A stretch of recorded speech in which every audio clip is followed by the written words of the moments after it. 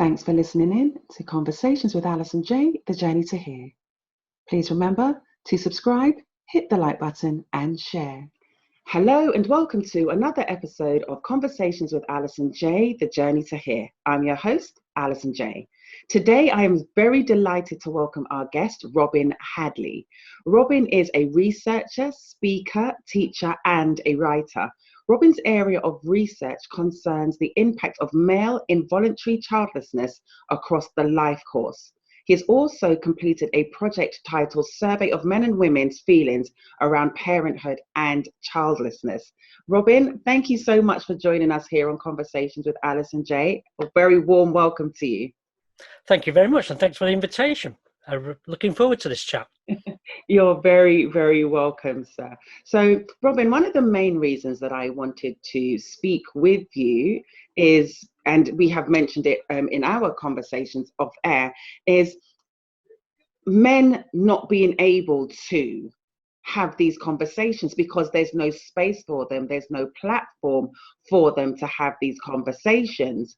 And as I had mentioned to you, the more that we have these conversations, the more these conversations can be had. Because all it takes is for a man to see one other man, for him to start to build up the courage to be able to say, yes, this is something that I am facing. This is a challenge that is something that is going on for me in my life, and I don't know where to turn. Because the truth be told, if we don't speak about things, if we don't have a healthy outlet for things, is it any wonder and any surprise really that more men than women suffer from mental health issues? Is it any wonder then that more men than women are committing suicide? So I'm just grateful for men like yourself that have the courage really to come forward to speak about these topics, because it's one thing to research a topic and speak about it, but it really is another thing when this is your journey. So, absolutely. Robin, if you don't mind, please tell us about your journey to even beginning the research that you were doing. Just why, really? Why? Yeah. Well, the reason why is because there was nothing there.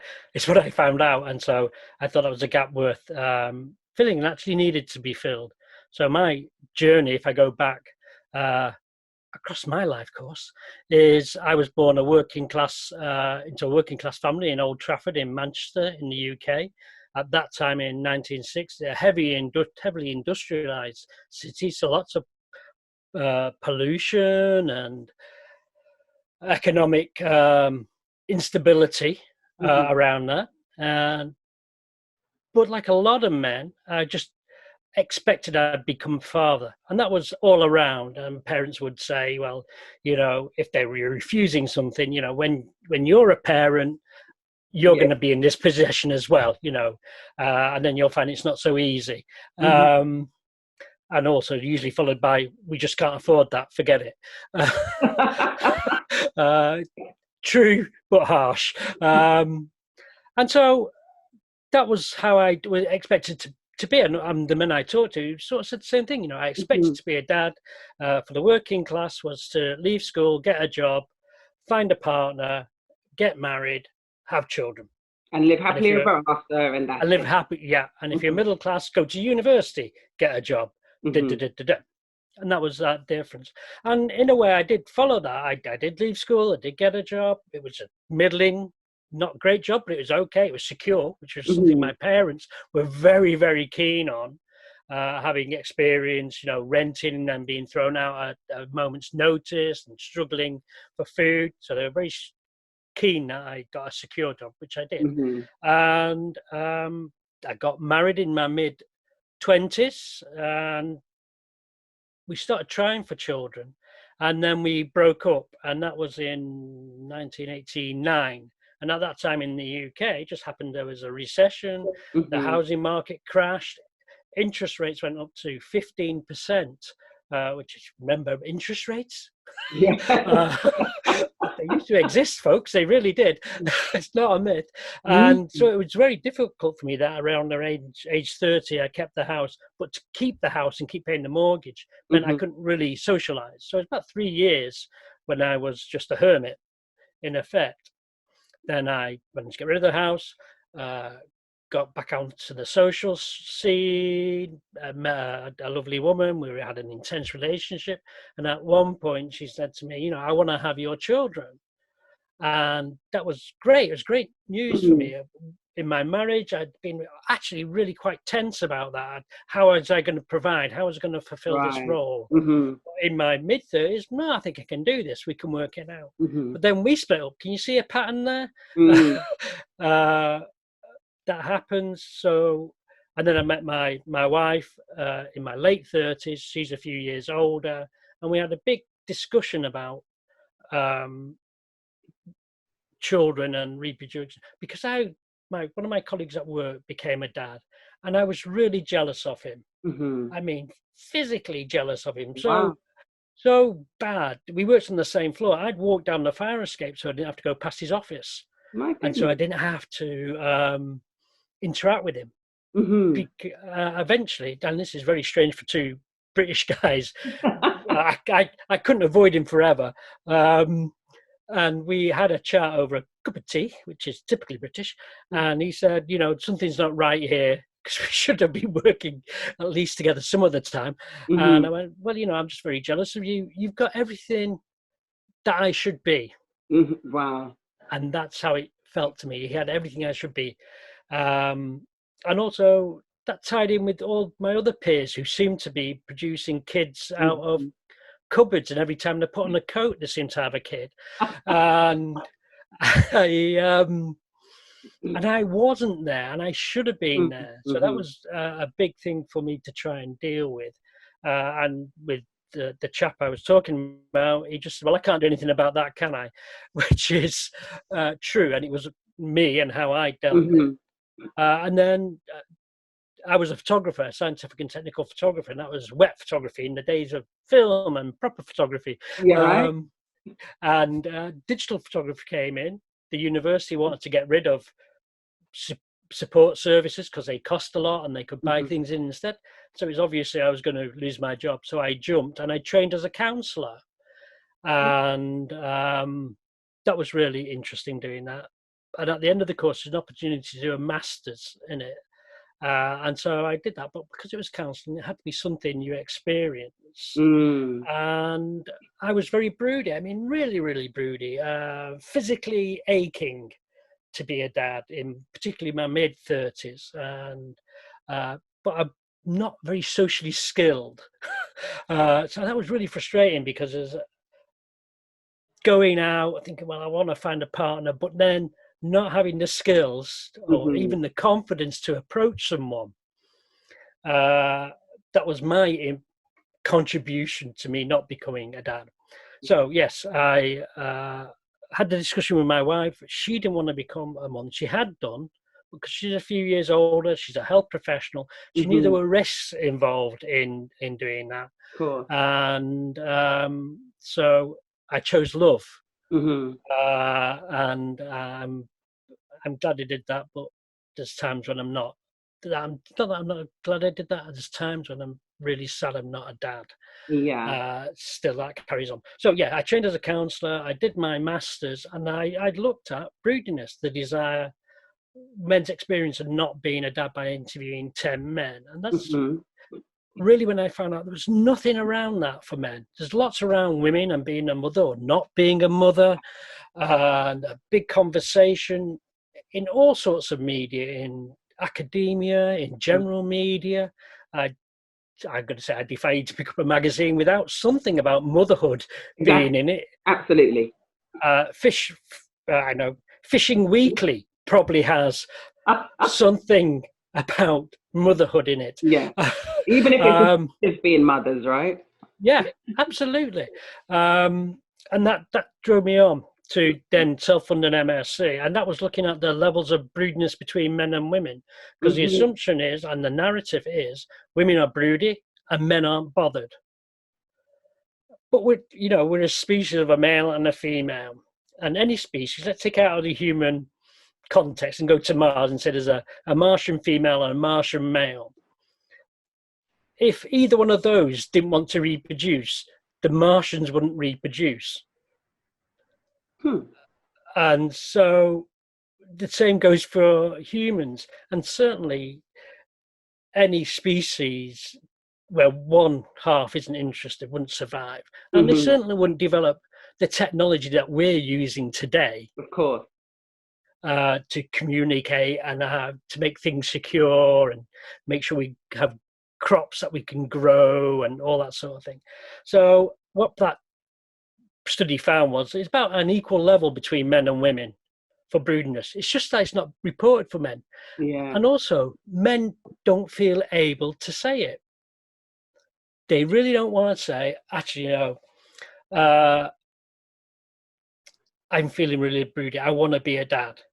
But that's very true, because when you're talking about your level of broodiness, that's something that, for the most part, because you've never heard a man talk about he's feeling broody or his longing for or desire to be, you just think that they're actually okay whether they do or whether they don't. It's just like, it's okay. It's almost like saying, so do you want Pepsi or Coke? I'm not bothered. and so that's how it really comes across, that how men are a bit flippant, not so much flippant, but blasé about whether or not they have children, because you don't hear that actually, yes, there are men that have that deep longing, deep desire to want to be fathers when they're realizing that, hold on a second, it's not happening for me. So of course then you because you were saying that about how you felt with your colleague, and I'm sitting here like, wow, okay.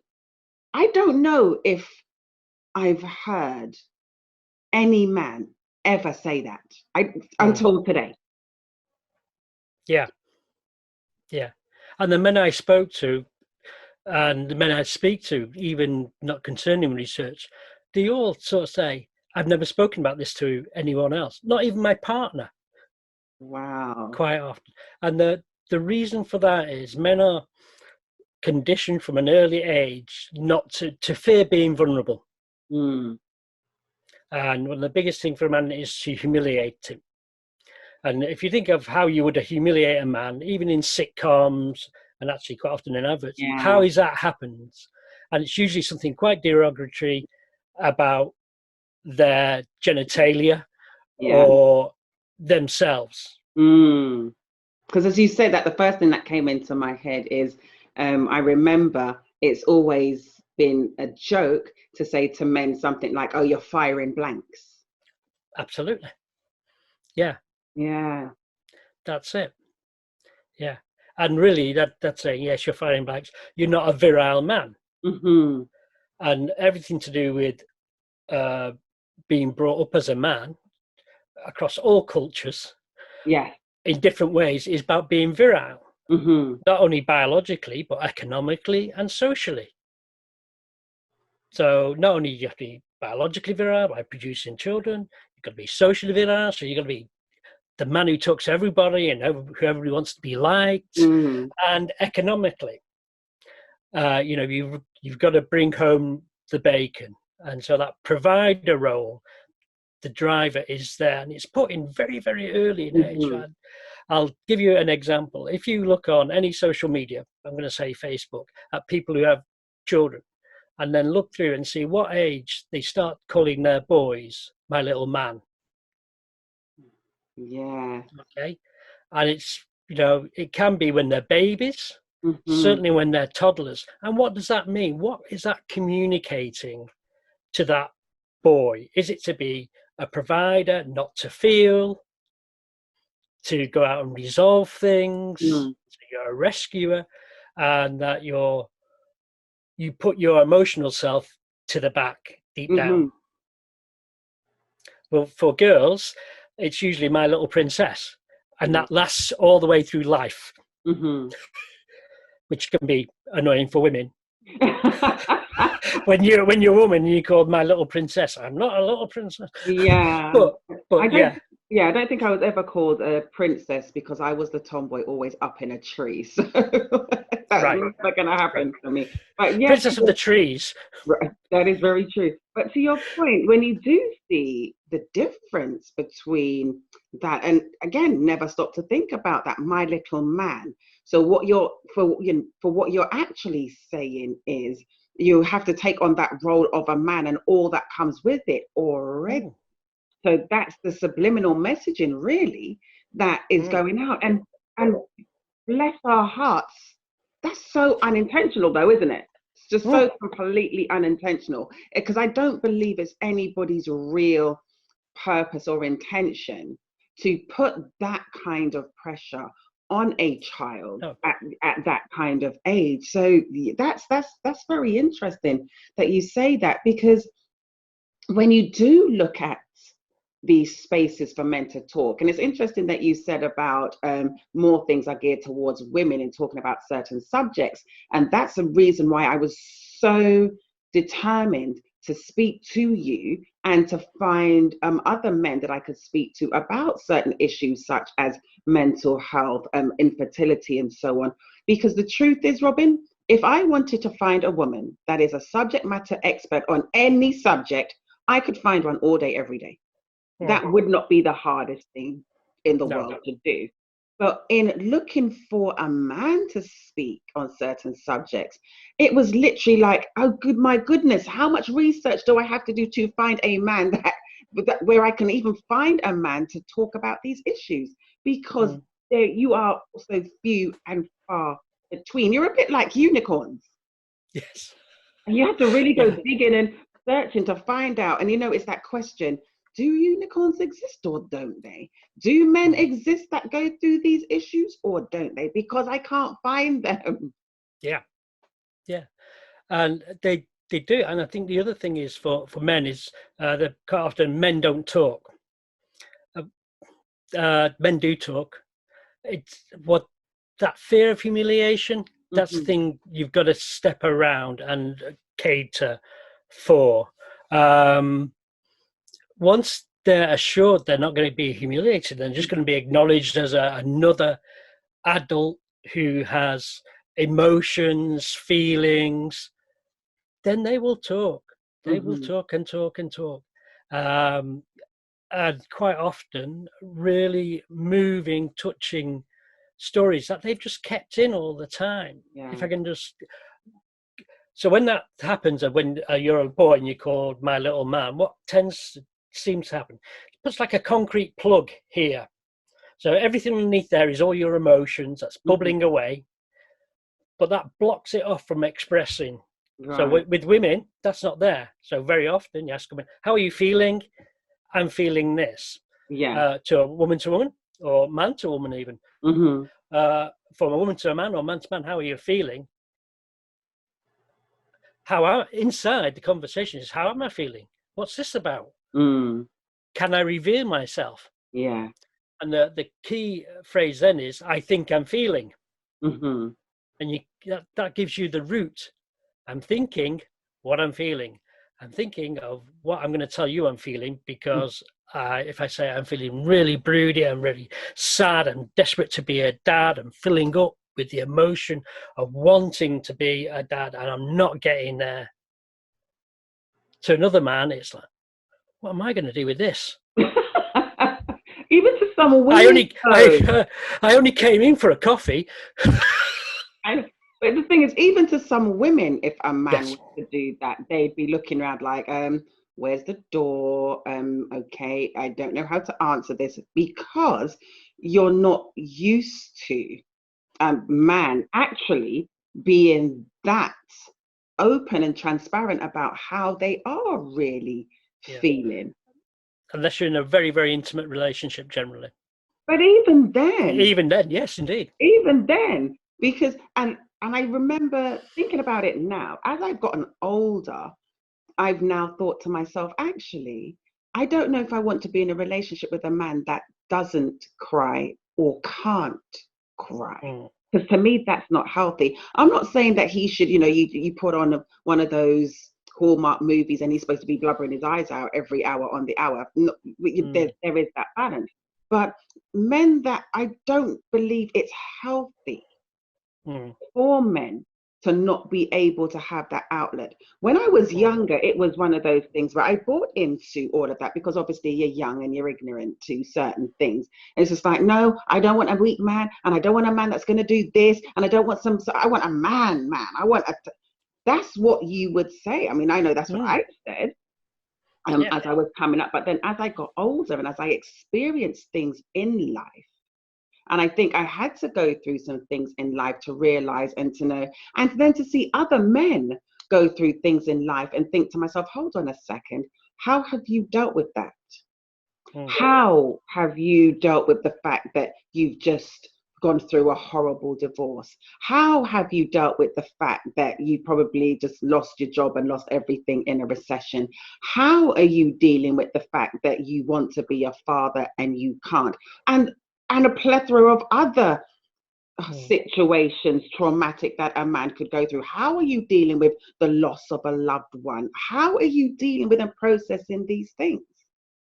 So to your point, and what you're saying is, some women don't even know how to deal with a man that was to suddenly like break down or something like that, because they've never seen it in any capacity other than some guy. And the thing is, you don't even really see men crying on the TV. You do very occasionally, but it has to be something like really traumatic, like a scene on somebody very close to them dies in a horrific way or something like that. But you don't even see that fictionally. And if you do, there's usually a happy ending at the end. I know, because the white horse, the riding off, sunset, and all of that, and it's just like, and they lived happily ever after. But that's nobody. That's not real. Yeah. It's not real, is it? No. And the other time you'd see it is at the end of a sports match when there's a losing side. In the UK, if it's a football final and there's a losing side, they will pan on to a father and a son, and they're both crying. And it's like, why is that acceptable? We all can empathize because they've lost something, their team's lost. Any other time, it doesn't get covered. You know what? That is so true, because I remember, do you remember how, I think it was he had to take a penalty kick and it missed, and how they went after Gareth Southgate because he cried. Do you remember that? And do you remember also Paul Gascoigne, how they ripped into him because he cried? So basically you've got these two men that have trained and they had a goal in mind, because I think it would have been more heartfelt for them to cry than the father and son in the stand, if you're honest. Because this is something they have worked towards. This is a goal and a dream that they had. And, poor Gareth Southgate, to miss that penalty, like, dude, like, seriously. But that was that's his profession. That's his job, so to speak. And he's invested in that. Right. And in his head, he didn't do what he was supposed to do. So the fact that he was crying, and the way that, I remember the newspapers, the way that they just ripped him to shreds because of it. But as you said, it's okay for the father and son in the stand to be crying because their team lost. But the man that worked so hard, that didn't achieve his goal, that wasn't okay for him to cry. Thinking about it, it's just like, mind officially blown. My work here is done. Thank you, kind sir. Thank you, Sir Robin. But to your point, that is so interesting, that what is acceptable for us to look at and view that, okay, it's all right for you to cry because your football team lost, but it's not all right for you to cry because you're feeling trauma, because you something that you really desire and want in life that hasn't been fulfilled. And that's hard. That must be hard for men. That must be so hard. And especially something like fatherhood, because unless you have some kind of illness as you are growing up, you automatically assume that you're just gonna become a dad one day. Absolutely. Yeah. And that's another thing that people say about men is, people, people, you're fertile from puberty till death. Mm-hmm. Okay. Whereas women, there's a fertile period and then the menopause, Mm-hmm. and that's it. But it's not quite true. You are fertile till your death, so yes, you can do that. But about the age of 35, the efficiency of the sperm starts to decline. Mm-hmm. And in the UK, after the age of 50, only about 2% of fathers are age 50 or over. So there's that sort of physical, biological aspect. Mm-hmm. There's also a social aspect of when it's appropriate to become a parent. So if you're too young, if you're like 14 or 16, that's shunned. And until fairly recently, if it was over 40, that was unusual. It's only because of IVF and that element changing the time parameter now. But even if you're just a run-of-the-mill person, you're not Rod Stewart or a famous person, if you become a dad, let's say to a 30-year-old, you're 60 and she's 30, that's unusual.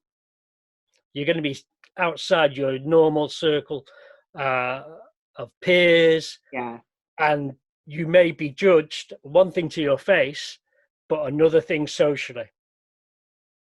So there's all sorts of elements that contribute to fatherhood, and when it's appropriate and when it's not appropriate to be, and the same with motherhood there. So that's one thing around that.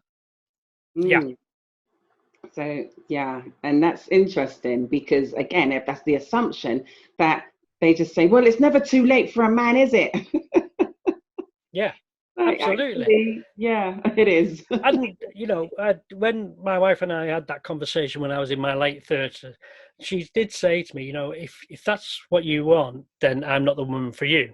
Mm-hmm. And I sort of considered that. I was like, well, where would I go? Logically, where would I go now in my late 30s to find somebody who would want to reproduce with me? And it's going to be somebody 8-10 years younger than me. Mm-hmm. So physically, where would I go?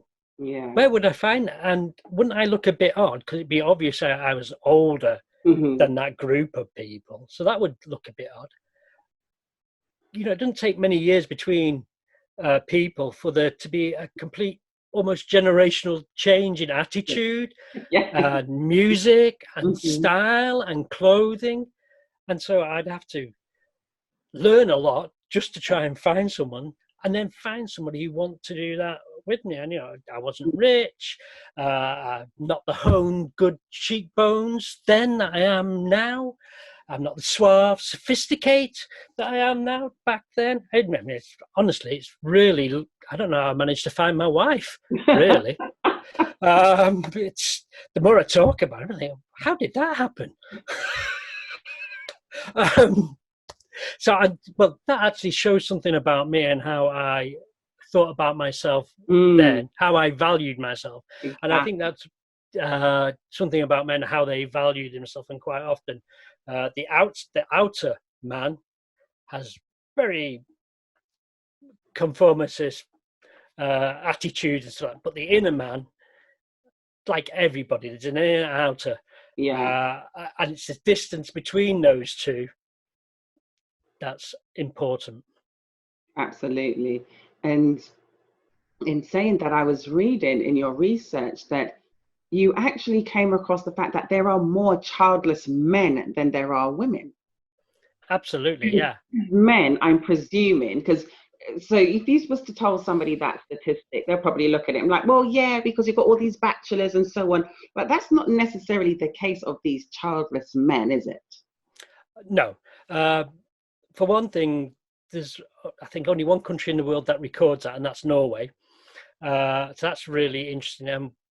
When it comes to the level of childlessness, what countries do, when a child's born, they take the mother's fertility history. Okay.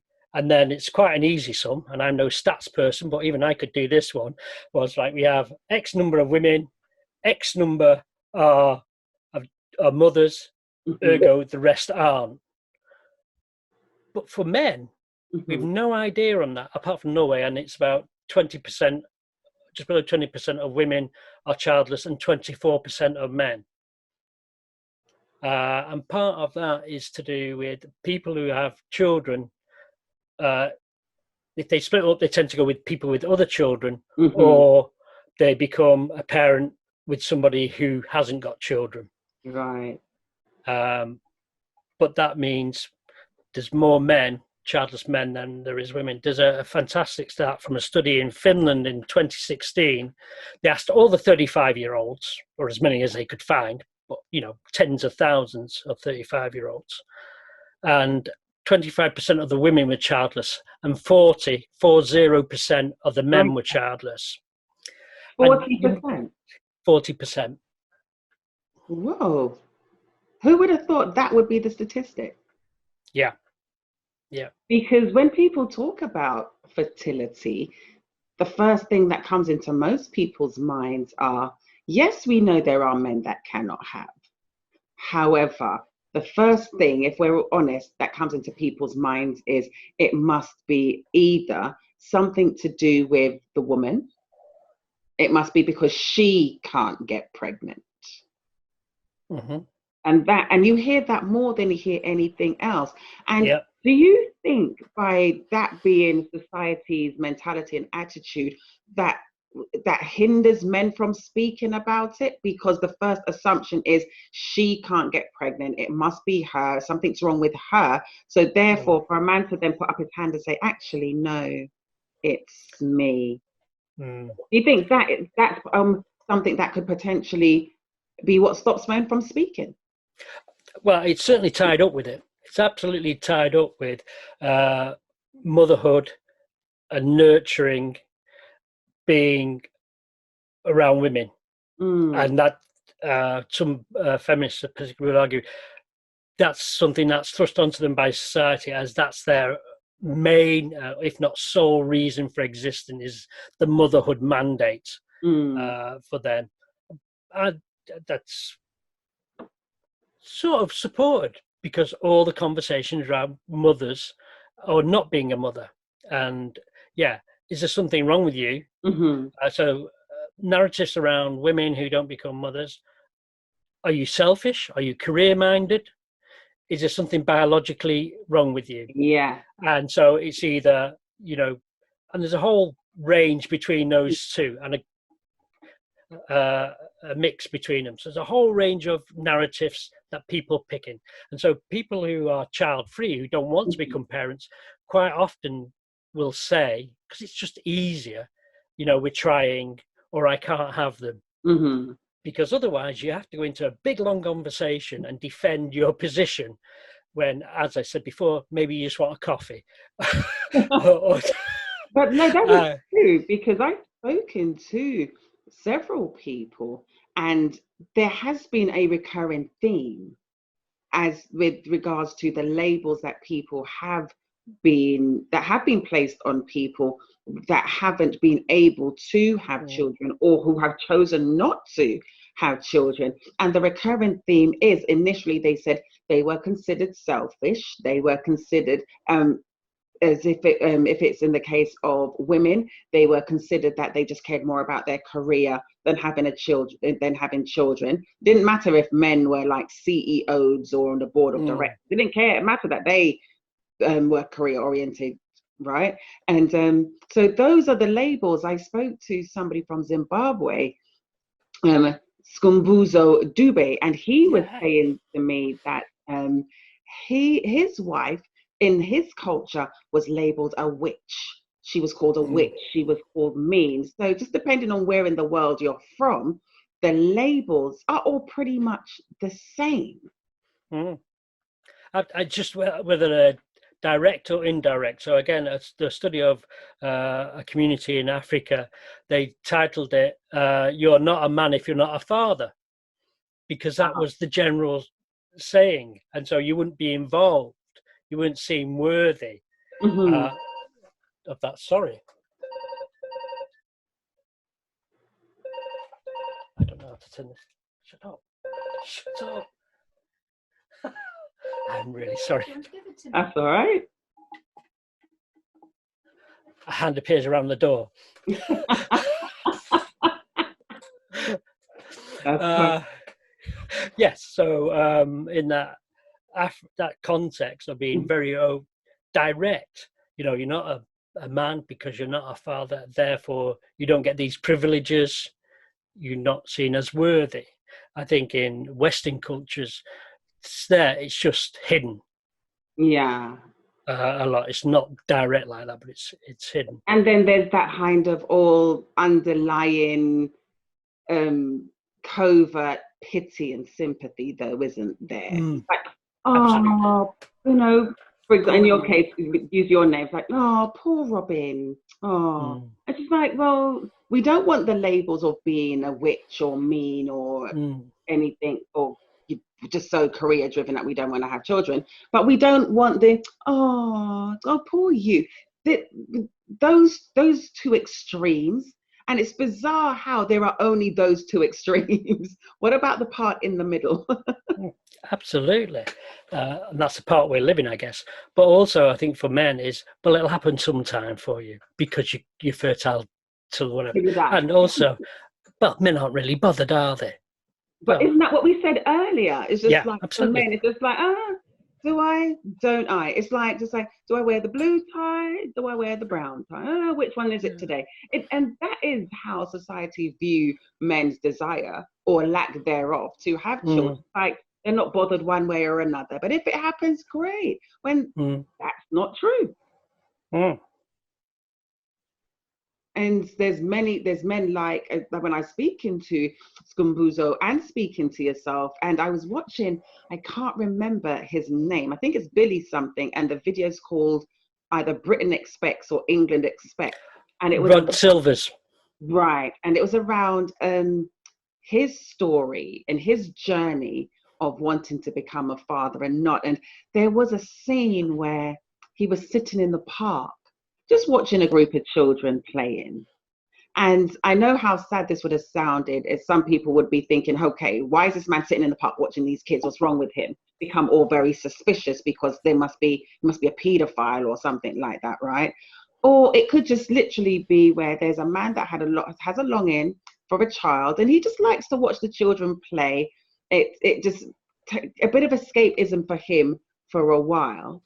And then obviously the other father came and sat next to him and thought he was a bit weird, but the fact that he was able to express it so almost vulnerably about how he really is longing to be a father, and that hasn't happened for him. Just I remember watching that, just like, wow, who would have thought? Men aren't that unbothered about whether or not they have children. Actually, they are bothered. Yeah. Goodness, I'm so grateful for these podcasts because the amount that I'm learning is just astounding, really astounding. And your work and your studies just showing really that especially when it comes to you putting the statistics in there, in where you mentioned 40% of men in one place do not have children, and not because they're living the bachelor lifestyle. No. And again, and you mentioned that it's not that men are not bothered. They are bothered. And it's not that men don't talk. They do talk. It's just, where do they go for that? Where is the safe space for them to do that they can talk, that they can share, and that people can realize, well, actually, it doesn't make me any less of a man. It doesn't make me any less a complete man because I desire and long to have children, but I do not. And as a man, you tell me what you think about that. I think people like Shu in Zimbabwe and around the world, there's more and more men coming out. And the reason why I do this and write and do anything and tell my own story is because I found there was nothing there. It's easy to just fall and fall and fall and fall because there's no narratives for you to occupy. Mm-hmm. So I thought, well, these men have been really generous in talking to me, and actually, to make a difference, you've got to stick your head above the parapet, Yeah, and shout. yeah. And I thought, well, if I put my story and the stories of these men out there, other men can see them, listen to them, and I wouldn't expect them to say, yes, that's me. I'd expect them to go, actually, that's a bit like me, but I'm like this. Mm-hmm. Mm-hmm. But by having that thing to bounce off and to frame it so they can say, I'm like this, they own that part of themselves that has just been free floating around and not finding anywhere to rest.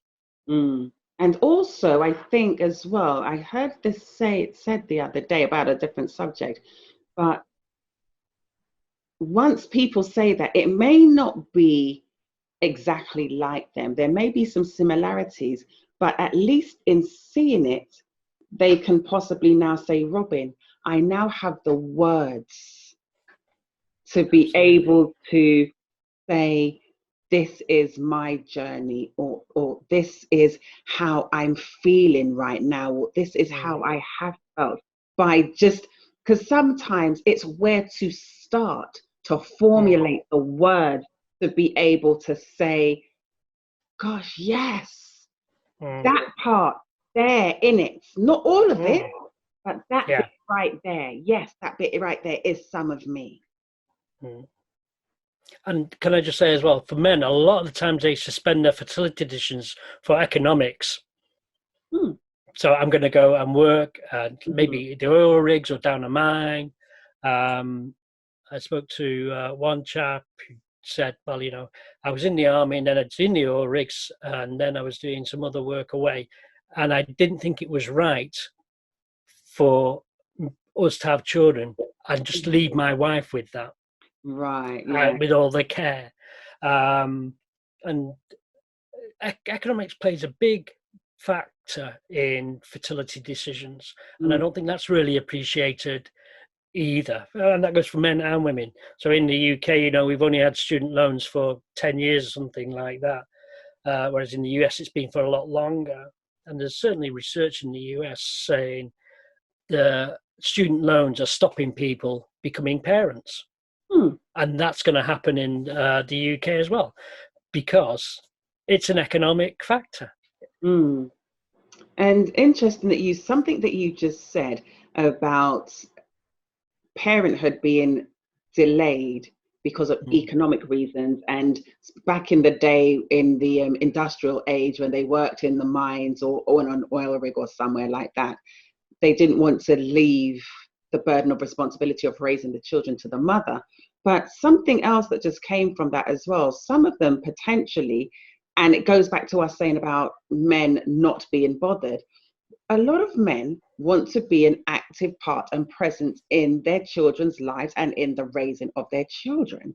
So they're looking at it like, well, if I'm going off to war, if I'm in the army or the forces or something, or if I work down a coal mine, or if I'm in a job that takes me away from home a lot, let's wait so that we can start to do it, or we can start to plan when I can be at home more to help more. But then sometimes in doing that, you're making the chances of you being able to have children decrease. Absolutely. Yeah. So childlessness, it's not just a biological thing, there's a social and economic thing. So it's a complex thing, for want of a better word. And there's no simple solutions to complex situations. So yeah, that's interesting. And one of the things I wanted to touch on in the study that you did is it mentioned that it examined if childlessness affected the happiness of older people and their well-being physically and mentally compared to their peers who were parents or grandparents. So what did that study find? What it found was, really interestingly, how your upbringing especially all your early years upbringing, affected all your relationships through life, all the way to the end. So if you had an ambivalent or an anxious attachment, so as opposed to a really stable parenting situation as a child, it really affects your relationships, because your inner working processes is actually, I'm not sure what's going to happen here with this person, because my carer when I was young was ambivalent. I was never quite sure whether I was going to get fed, whether I was going to get hit, whether I was going to get any attention at all, whether it was negative or positive. And that goes all the way through. So when you're a teenager and you've got that indecisiveness inside you, you think, well, I want to form a relationship with this person here. It's always going to be, well, hang on, which way is it going to go? As opposed to somebody who's confident, who go, oh, well, I'll go, I can take a risk. It doesn't matter because I'm a confident person. I get rejected here, I won't get rejected there. I think for men particularly, that rejection ties into humiliation. Yeah. As well. And so, yes, that happens later on in life. So childless older people compared to parents, it's the social networks around them. Okay. And so if you're child free, so at some point you said, I'm not going to have children, you tend to build up social networks around you to confirm that, to build your support. If you're involuntary childless or childless by circumstance, you tend not to, because your peer group tends to be people with children. Interesting. Yeah. Interesting, the difference. Yeah. And when you're older, if your health's the same, whether you're a parent or you're not, that's fine. But what happens is, if something happens to you and you don't have an adult child to come and mitigate, be an informal carer, deal with the health people, deal with the social people, then you get taken into formal care at a lower level of diagnosis or issue, and you stay there for longer, compared to a parent whose adult child can negotiate, even if it's just a telephone talk once a week or something like that. It's contact, and they're expected to be involved. So the authorities, the institutions, will say, well, who's your next of kin? Who can we contact if something happens? And generally, an adult child, typically a woman, but not always. It's about 42% of carers are males and 58% are female. So it can be even Stevens. But you'll be expected to get involved, whether you want to or not. And quite often these days, families are split. They're all over the place for work and one reason or another. So then there's a lot of thing on the adult child traveling up and down or across country, so they can be at a meeting with a health professional or whatever. But at least they're there. And so I know I'm rambling on at speed here, but go for it. So a few years ago in Mid-Staffs Health Authority, there was an issue that was raised by an adult child, that her mother was being abused and neglected, and there was a big inquiry into it and why that happened. And the key thing I want to raise here is the adult child raised the issue. Right. And quite often when these things come out, it's the adult children who've noticed, who put a sneaky camera in a room or suspect something's going on, and they're the ones who raise the flag. So for people without a child, what's happening? Who's representing them in those situations? Yeah, so there's a lot happens in later life that's centered around the family, and quite a lot of that is structural. And institutions expect children to be doing an awful lot of the informal care and advocating and being a mediation between the formal institutions and the person themselves. Yeah, and that makes sense, to be honest, because again, if we go back, we were talking about cultural differences. Again, if we go back to some cultures, there is no such thing as a nursing home. in No. some cultures. No such No. thing, because the family are who takes care of the elder, be it a grandparent or whoever that is. The family come together and do that. And again, it's pretty much more in Western culture that you find there are nursing homes and the relatives get put into these places. And looking at it, because I know, for like example, for my own self, with my mother, for example, there's, especially in this day and age with all of the fraud and the scams and all those kinds of things, there was somebody sent her some kind of message on what do you call it, Facebook, it is Messenger, but somebody must have hacked one of her friends' accounts, sent her some kind of message. So my mum started to have a dialogue with her friend, because she thought it was her friend, not realizing it was hacked. And she called me and she says, "Oh, Alison, have you heard of this?" So I looked at him like, "No, that doesn't sound right." I says, "What do you mean?" And she says, "Oh, so and so just messaged me on Facebook." And I took her phone. I'm like, "Mum, this is a scam. Don't answer." And she's like, "No, it isn't, because it's coming from." I'm like, "Mum, it's a scam." So I says, "Okay, I'm going to show you." So what I did, me being me, because obviously I have way too much time on my hands, I started to engage in a conversation with this person. And I started to say things like, "So are we still meeting today at 3 o'clock at the police station to see Detective so-and-so?" And if it was the real person, they would have come back saying, "What are you talking about?" The conversation would have been different if it was the real person. But this person's like, "Yes, we're still." And I says, "Oh, good, great, because we're going to talk to the detective about all these scams that we keep getting." And the person was engaging in communication right up until that point. The next thing you know, fortunately, I was screenshotting it. But next thing you know, all the conversation had been deleted, and so I says, "You may want to reach out to your friend and let them know their account has been hacked." But to your point, because the older generation with social media and all this technology, they're not as, in some cases, not all, because you've got some of the older generation that will run rings around some of us. But for the family member to have that awareness, because how many times have we heard of these poor elderly people being scammed and so on, and some of it, and don't get me wrong, you've got some young people that have been scammed too, because some of these scammers are just genius.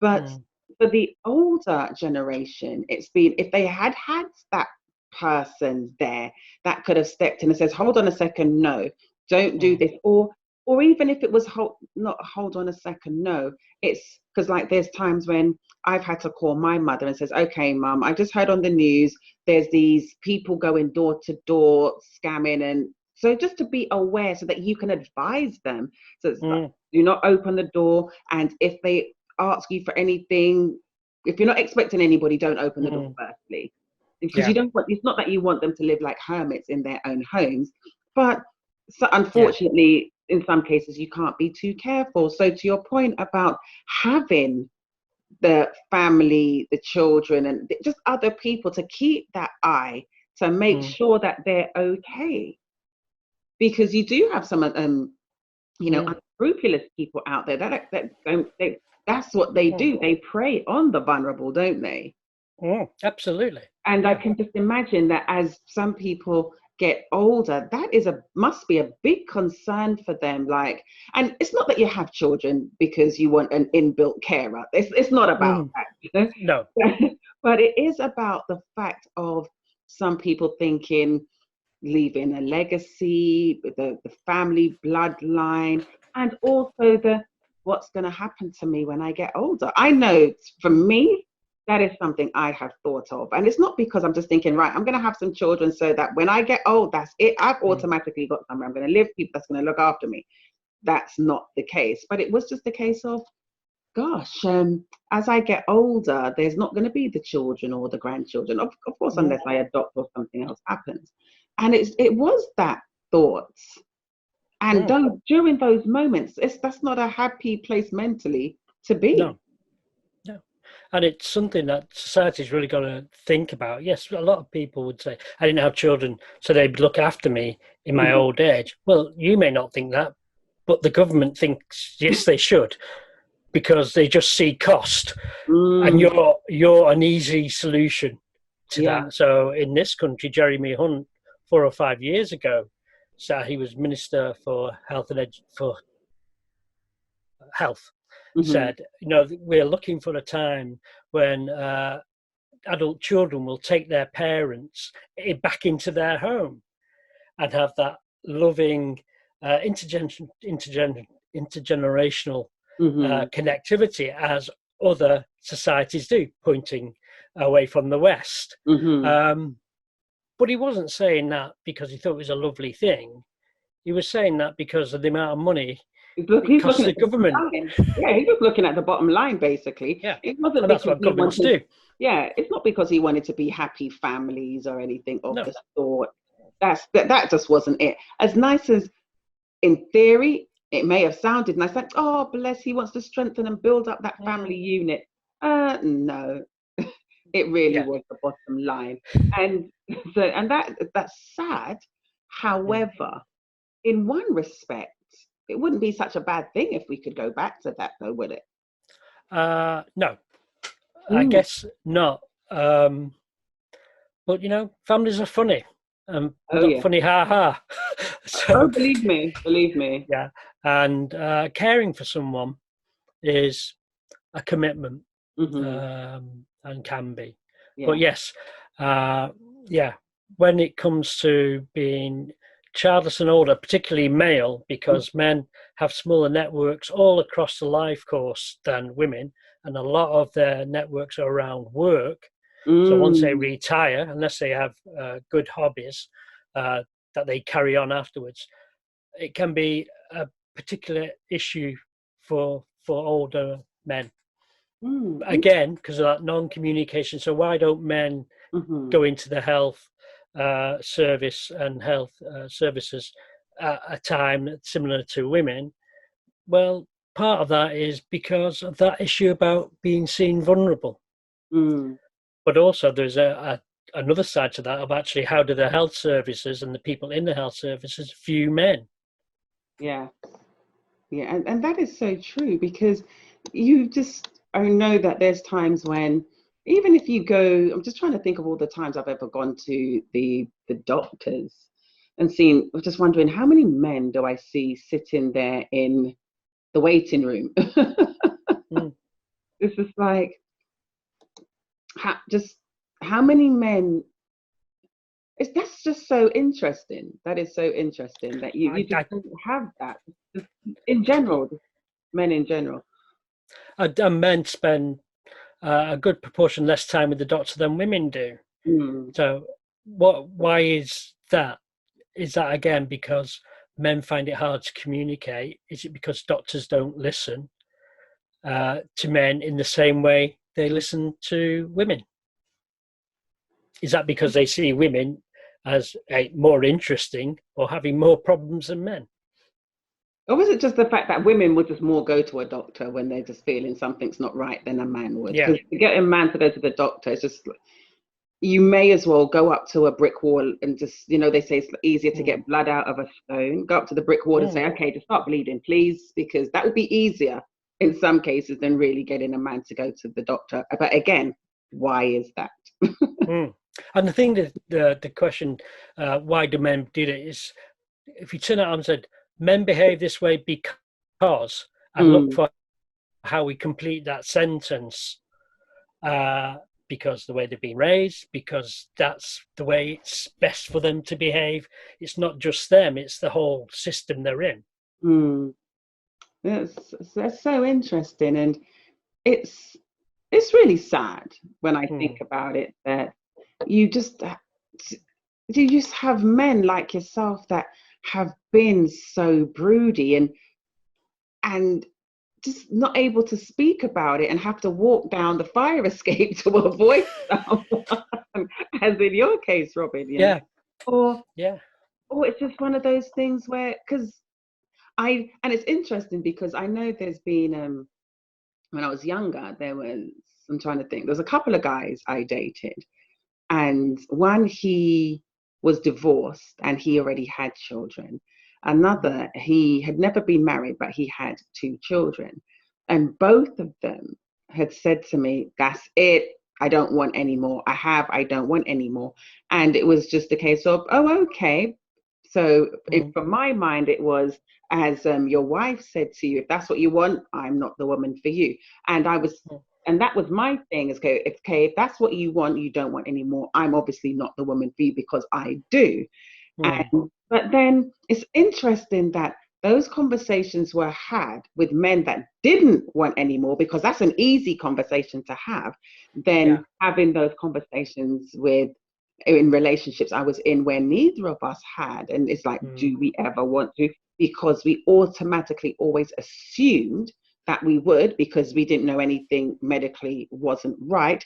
And not only that, again, it was a case of, I don't know if he's even bothered. Yeah.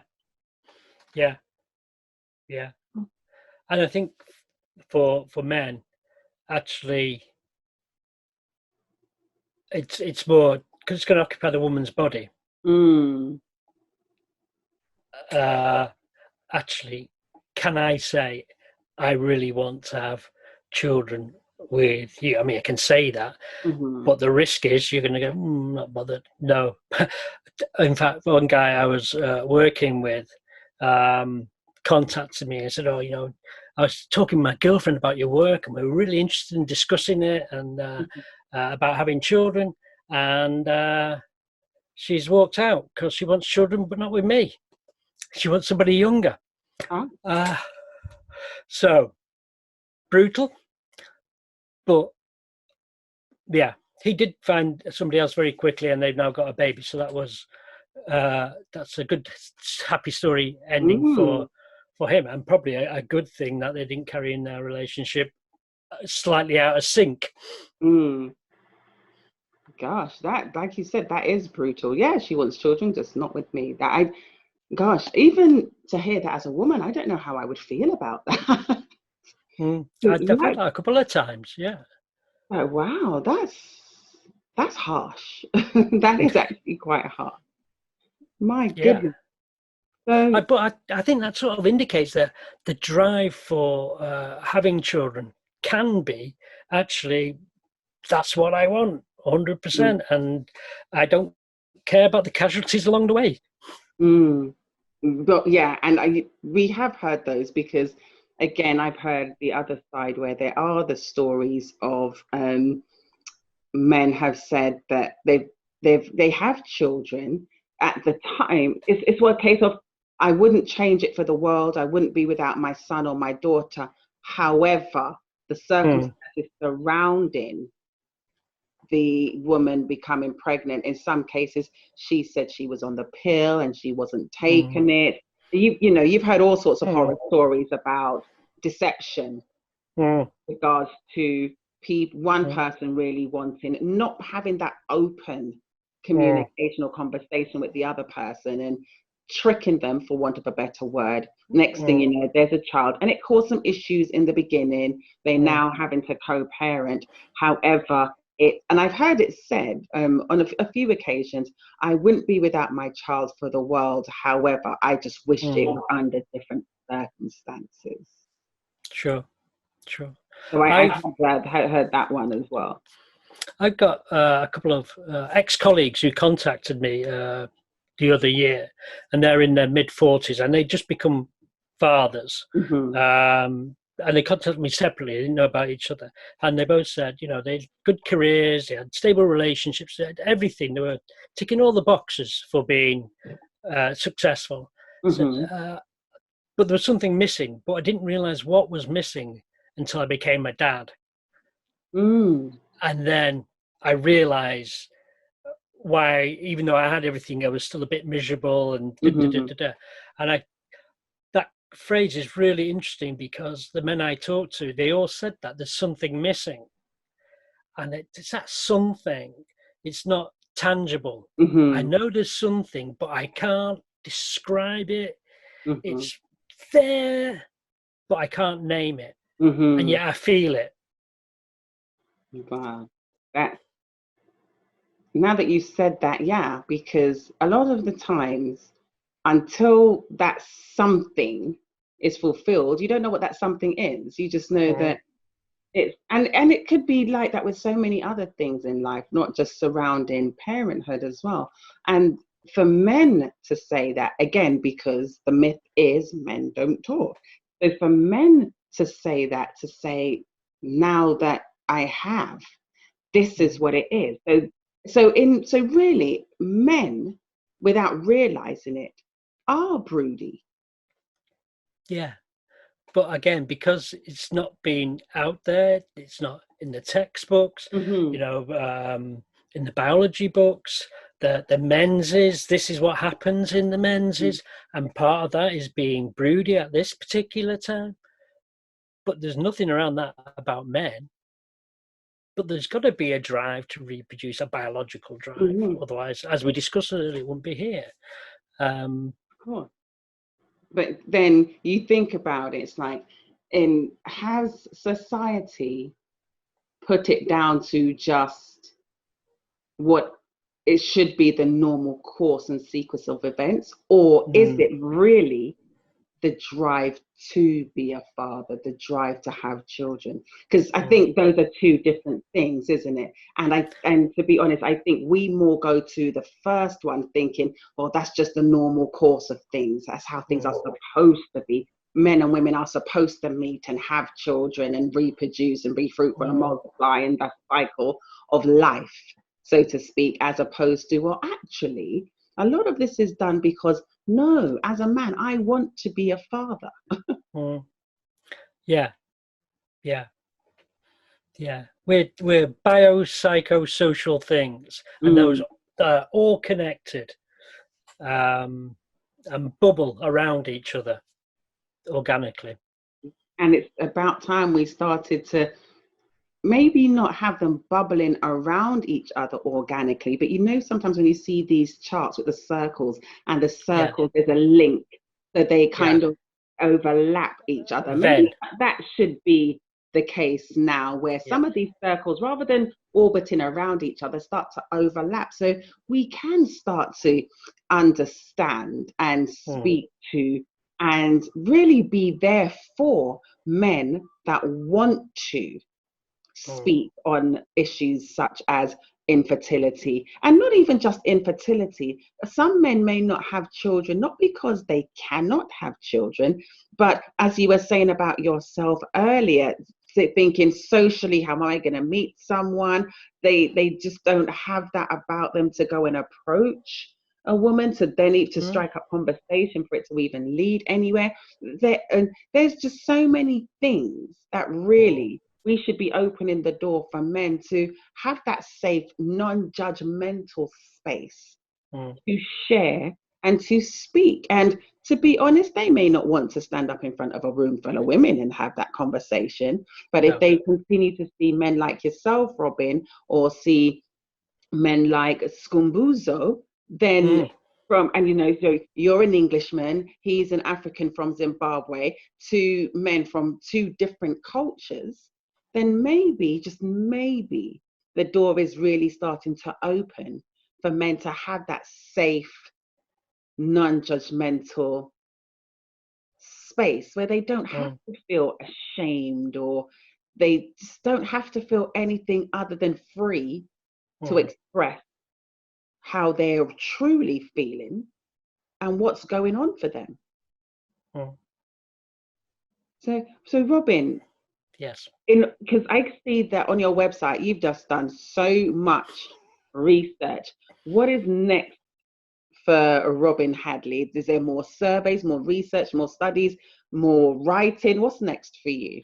What's next? I've got a book manuscript with publishers, so hopefully they're going to accept that, and so there's some more writing, hopefully, with that to polish it off, and then that can be released onto the world, and we'll see what happens after that. But that's the big thing for me. Well, please keep us posted as to the progress of your book, any publishing dates that may be set, and where we can find it. Title, does it have a title yet? It does, but it's a horrible title. So, so it's not going to be the one that's used. Okay. Well, when you do have a title, please, by all means, let us know. Yeah. Well, let me rephrase that. When you do have a title that you like, Mm-hmm. let us know. And Robin, if people wanted to look into and read about the research that you have done, where can people find you? Just on my website, robinhadley.co.uk. Perfect. Great. So that's robinhadley.co.uk. Great stuff. Indeed. Thank you. Robin, it has been a pleasure, because I know it's late in the evening for you. We're getting late into the evening for you. So I'm going to let you go. But I just wanted to thank you for just your willingness to come on and to be a guest, to talk about your experience, to talk about your journey, and just to talk about the research that you have done and being a voice for many, many men out there. I'm hoping that this is just the beginning. Well, thank you. It's been a wonderful chatting with you, really elucidating. Thank you so much, Robin. Thank you for joining us here on Conversations with Alison J.